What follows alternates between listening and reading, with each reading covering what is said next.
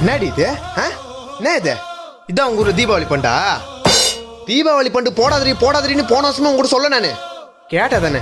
இல்லைங்க 60 பொருள் வருதுங்க, காசு மிச்சம் பண்ணலாம். எங்க மாசம் 1000 ரூபா கட்டிக்கிறேன், மொத்தம் 12000 ஆகுது. 12000 பொருளை கம்மி.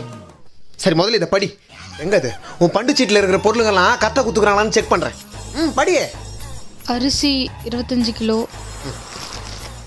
இது உங்க ஊர்ல 25 கிலோவா? அடுத்து படி.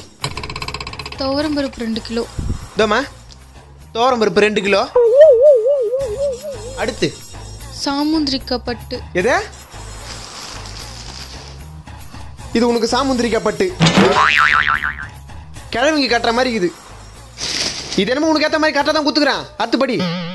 பெரிய பட்டாசு பாக்ஸ் 1. ஐயோ தோமா, நீ சொன்ன பெரிய பட்டாசு பாக்ஸு இந்தா தலைமையில வச்சுக்கினே போமா விட்டு ஓடு. இப்போ எதுக்கு இப்படி பேசுறீங்க? விலைவாசி கூட தான் ஏறிட்டு இருக்கலாம். பிபி ஏறுது எனக்கு. உன் பித்தம் பூச்ச மூளையால என் துட்டெல்லாம் தத்தமாகுது. எவகிட்டடி பண்டு போட்ட? பக்கத்து ஏரியா கோமதி அக்கா. வேலையா போச்சு. எதுக்கு இவ்வளோ டென்ஷன் ஆகுறாரு? சரி ஏதாவது காமெடி பண்ணுவோம். ஏங்க நயன்தாராவுக்கு விக்னேஷ் சிவனுக்கும் ரெட்ட குழந்தையாங்க. செருப்பு பிஞ்சிரும். ஒண்ணுதான் குறைச்சினீங்க.